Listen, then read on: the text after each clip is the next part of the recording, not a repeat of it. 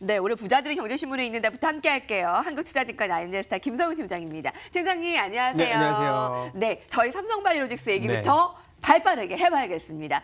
어제 4시 30분경이었죠. 오후에 속보로 삼성바이오로직스 4조 원이 넘는 고의적인 분식으로 결론을 내렸습니다. 회계기준 위반 여부에 대해서 고의적이었다라는 결론. 올해 5월에 시작된 이후에 분식회계의 의혹에 대한 금융당국의 판단이 사실상 마무리가 된 셈인데요. 삼성바이오로직스 한국 증시에 과연 어떤 파장을 일으키게 될까요? 삼성바이오로직스 2015년에 그 고의적인 회계 분식을 빼보니 자본이 4분의 1 토막으로 뚝 떨어졌고요. 적자 전환이 나타났습니다.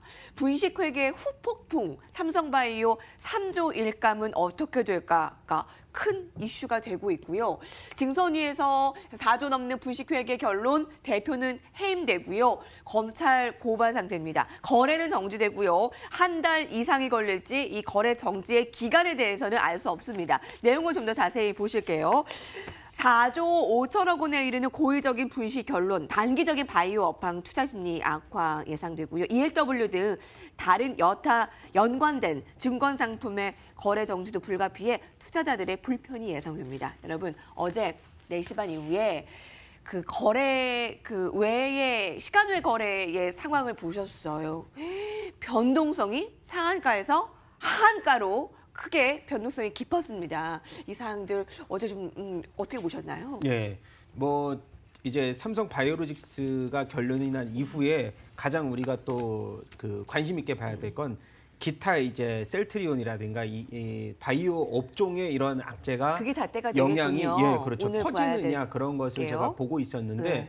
다행히도 셀트리온 헬스케어의 실적이 호실적이 발표가 되면서 영향이 그렇게 크게 퍼지지는 않는 모양새고 우리가 반대로 얘기하자면 악재 해소라는 그런 그 부분에서도 사실은 이제부터 우리가 뭐 1년 전부터 제약바이오주들 눈이 얘기했던 뭐 옥석 가리기 그것을 이제부터 실시를 해도 늦지 않는다. 저는 지금 보면은 이번 이슈는 단기 제로라고 생각이 되고요. 예. 내년부터 임상, 이상 이후에 결과 발표가 되는 기업들도 굉장히 많습니다. 그리고 추가적으로 지금 이제 상장 폐지 이제 실질 심사에 들어가는데 예. 상장 폐지에 대한 이슈는 사실 이제 가능성이 조금 희박하다. 그래서 뭐 가능성이 나온 것은 이제 거래 정지 한 달 이후에 뭐 감자 얘기도 있을 거고 한데 예. 뭐 사실 이것이 상징적인 예. 이 뉴스라고 보시면 될 것 같습니다. 일단 뭐 증선위에서도 우리가 삼성이라고 하는 상징적인 기업에 대해서 예. 이렇게 좀 그 압박을 하면서 예. 기타 기업에도 이런 분식회계에 대한 리스크를 좀 더 줄여줄 수 있는 예. 그러한 하나의 계기로 일단 고쯤에서만 우리가 생각하면 될 것 같고요. 뭐 추후에 있을 제약바이오주들 R&D 이제 예. 자산화 관련돼서 이슈가 되는 종목들은 좀 우리가 위험성이 그래도 있지 않을까 그렇게 생각이 듭니다. 거래 정지 한 달 동안의 여타 바이오 업종들의 흐름을 봐야 되는데 옥석 가르기가 시작됐다. 어떤 종목을 유효하게 보세요? 뭐 좋은 종목으로 지금- 5으로 보십니까? 네네 지금은 뭐 우리가 앞서서 제가 말씀드렸던 예. 임상 이제 결과 발표가 내년부터 우리가 가속도가 붙을 건데 뭐 가장 많은 임상 이상 이후에 이제 걸려 있는 한미약품이라든지 한미약품. 그리고 지금 낙폭과대로 그래도 실적이 호실적이 3분기에 예. 기록된 어제 발표한 셀트리온 헬스케어가 예. 낙폭과대 주로서도 적합하지 않을까. 그리고 기타 우리가 중소형 바이오주들은 우리가 매매 패턴을 좀 보수적으로 잡아야 되지 않을까 그렇군요. 생각이 됩니다. 예, 매매 패턴에 대해서 조금 종목별로 다르게 가져가셔야 되는 전략입니다. 거래 정지 동안에 아마 초반에는 혼돈 그 자체일 겁니다. 그 상장 폐지에 대해서는 폐지가 안 될 것이다라는 상황 가능성이 우위하지만 아직까지 이 최악의 상황까지 점쳐봐야 된다라는 시각도 분명히 팽팽히 맞서기 때문에 22조 원이나 이 묶인 삼바의 앞으로의 향방 줄곧 관심사가 될 것입니다. 다음 이슈입니다. 2019년을 앞두고 여러분 게임주들이 최근에 기지개를 펴고 있어요. 네. 넷마블도 그렇잖아요. 근데 보름 만에 썬데이 토즈가 84%가 올랐습니다. 근데 너무 많이 올랐다라는 이 기사의 지적이고요. 오히려 안 오른 컴투스가 났다라는 것이 이 기사의 골자입니다. 컴투스의 주가는 지금 신저가까지 떨어졌고요.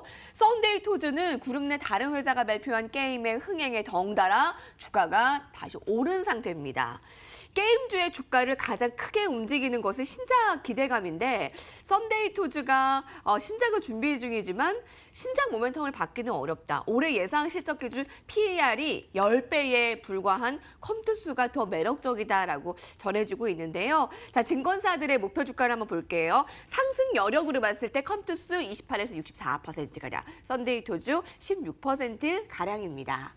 썬데이토즈가 보름 만에 84%가 오를 수 있는 이유는 로스트아크의 흥행 때문인데 이게 수혜주가 아니다. 너무 덩달아서 오른 것이 있다라는 것이 이 기사의 의견이더라고요. 어떻습니까? 그 로스트 아크는 이제 스마일 게이트라는 회사가 만들어 놓은 건데 예, 스마일 게이트 홀딩스죠. 이제 모회사. 주가가 이렇게 엇갈리는 거 봐요. 네. 어제. 예. 그렇죠. 그래서 지금 보면은 썬데이토즈 이제 말하자면은 이제 관계사 지분을 20%에서 이제 35%로 홀딩스가 늘렸어요. 그러면서 여기에 따른 스카이게이트의 이제 게임 로스트 아크라는 MMORPG 게임이 이제 탑 3 안에 빠르게 들어오면서 신작이 이제 들어오면서 굉장히 그 유저들 사이에서 재밌다라는 의견이 되게 많은 그럼 아예 게임입니다. 연관이 없는 것도 아닌데요. 그렇죠. 지분은 갖고 있습니다. 근데 우리가 실질적으로 게임주를 평가할 때는 이제 썬데이토즈가 실질적인 신작 게임이 나오느냐가 좀 더 중요하다. 뭐 이런 평가들이 나오는 것 같아요. 근데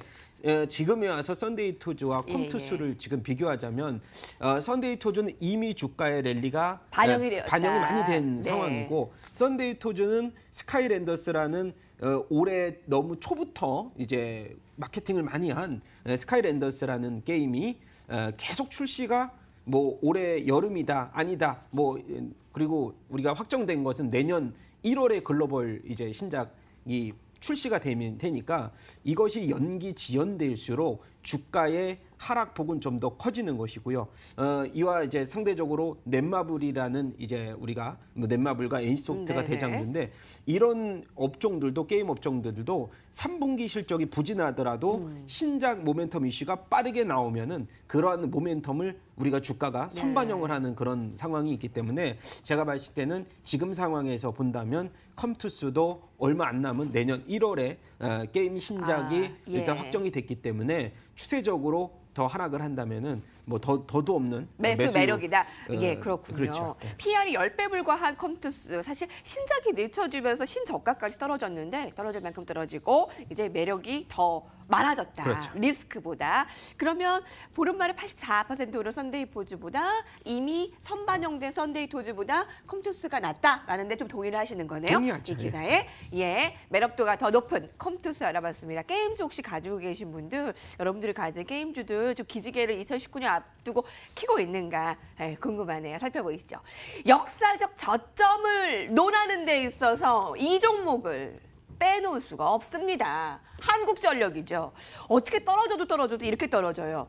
0.25배 PBR이 투자 매력에 대해서는 논쟁 중입니다. 추가 추이를 보실까요? 28,000원까지 하회를 하면서 지금 떨어질 만큼 떨어졌다. 이제 고개를 조금 들 수 있다라는 평가입니다. 그 이유인즉슨 시장 기대치에 부합한 실적을 발표했기 때문입니다. 실적이 영업이익 50% 감소했지만 이거는 이미 예상되었다. 컨센서스에 부합됐다. 현재 주가가 올해 실적을 부진한 것을 이미 상당수 반영됐다.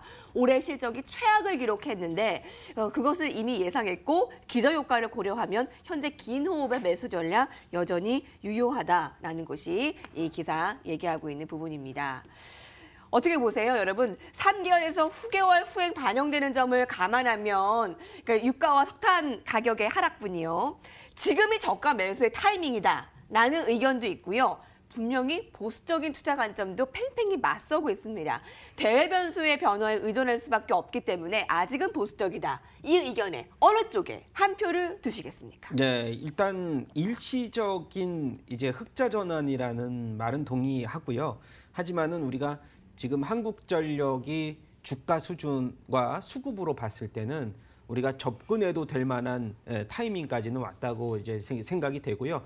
추가적으로 한국전력 같은 경우는 한시적으로 우리가 그 폭염에 따른 네네. 원전 가동률을 일시적으로 높인데 예. 사실은 이제 한국전력이나 뭐 한전기술이나 예전에 정부의 정책에 반하는 기업은 우리가 항상 이제 주가 하락도가 이어졌듯이 그 이후에 뭐 이제 주가가 살아나려면 그 정권이 좀 바뀌어야 된다 뭐 이런 얘기들도 있습니다만 한국전력만으로 평가를 하자면 예. 아까 말씀드렸던 PBR의 저평가 매력도라든지 그리고 4분기 같은 경우에 다시 한번 적자 전환에 대한 시장의 시각은 있습니다만 지금 흐름에서 한국전력은 우리가 이제 작년에 대만의 뉴스를 한번 보신 적이 있을 텐데 대만도 탈원전 정책을 쓰면서 예. 우리가 전체적으로 그 네. 정전이 한번 났던 적이 있어요. 제가 그때 당시에 휴가를 대만으로 처음 갔을 때 정전을 당해가지고 굉장히 당황스러웠는데 제가 말씀드리는 거는 한국전력도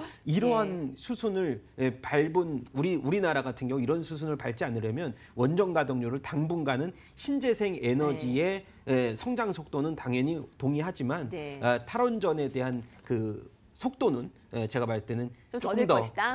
좀 더딜 예. 것이다 그렇게 신재생 생각합니다. 에너지도 분명히 좋고 탈원전에 대한 부분도 더딜 것이다라는 네. 부분이 공존할 수 있는 부분을 좀 체크를 하시는 거예요. 네, 그렇죠. 한국전력 그러면 지금 투자 매력도가 있다라는 말씀이시에요? 맞습니다. 예, 단기적으로 낙폭과대에 의한 반등 추세는 좀 이어질 수 있다라는 말씀을 드리고 싶습니다. 네. 연구원들끼리도 이렇게 의견이 맞서고 있지만 공통적인 부분은 역사적인 저점. 많이 떨어졌다라는 점에 대해서 공통적인 매력도에 어느 정도의 상승 탄력도가 있을지 결론은 여러분들이 가져가시기 바랍니다. 오늘 여기까지 볼게요. 부자들의 경제신문에 있는데 함께했습니다.